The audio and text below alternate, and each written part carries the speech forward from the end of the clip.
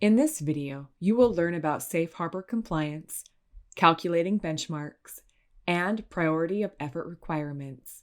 Under the final rule, recipients will be considered to have complied with the Section 3 requirements and met the safe harbor if they certify that they 1. Have met or exceeded the applicable Section 3 benchmarks, and 2.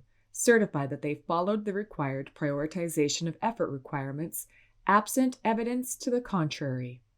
If recipients are unable to meet the requirements, then recipients must report on qualitative efforts made to meet the requirements.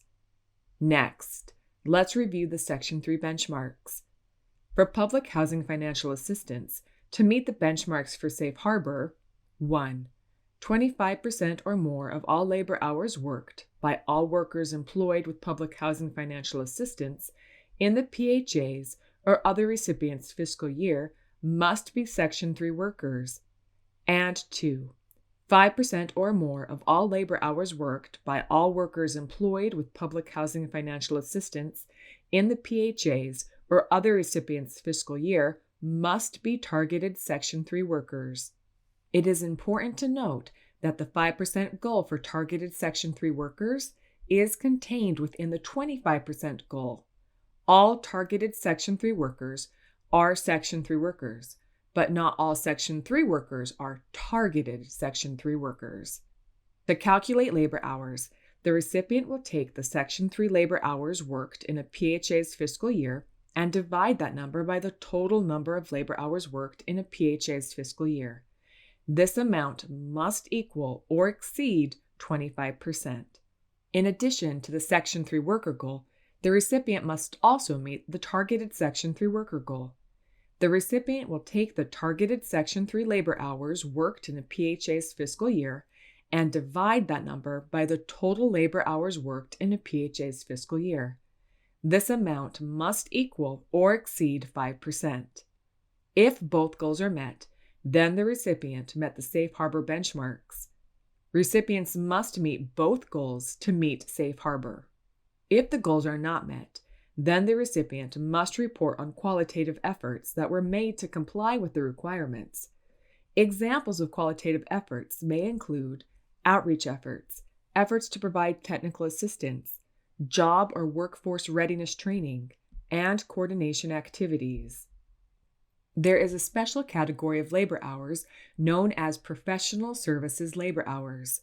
Professional services or non-construction services that require an advanced degree or professional licensing are excluded from the Section 3 requirements. This means that you do not have to include professional service labor hours in your benchmark calculations.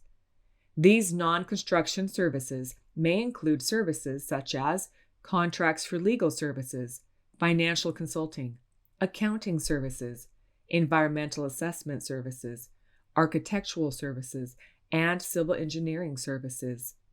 Although professional services are excluded from the final rule, the rule does offer a bonus in the reporting for labor hours performed by Section 3 workers and targeted Section 3 workers working under the professional services category. To get the bonus, you would include those hours in the numerator of the calculation and exclude them from the denominator of the calculation. PHAs or other recipients receiving public housing financial assistance and their contractors and subcontractors must make best efforts to provide employment and training opportunities generated by the public housing financial assistance to Section 3 workers in the following order of priority. 1. To residents of the public housing projects for which the public housing financial assistance is expended. 2. To residents of other public housing projects managed by the PHA that is providing the assistance, or for residents of Section 8 assisted housing managed by the PHA. 3. To youth build programs. And 4. To low and very low income persons residing within the metropolitan area or non-metropolitan county in which the assistance is expended. Note that these efforts must be consistent with existing federal, state, and local laws and regulations. For contracting PHAs or other recipients of public housing financial assistance, and their contractors and subcontractors must make their best efforts to award contracts and subcontracts to business concerns that provide economic opportunities to Section 3 workers in the following order of priority.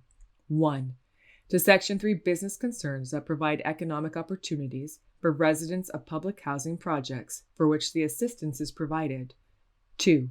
To Section 3 business concerns that provide economic opportunities for residents of other public housing projects or Section 8 assisted housing managed by the PHA that is providing assistance. 3. To youth build programs. And 4. To Section 3 business concerns that provide economic opportunities to Section 3 workers residing within the metropolitan area or non-metropolitan county in which the assistance is provided.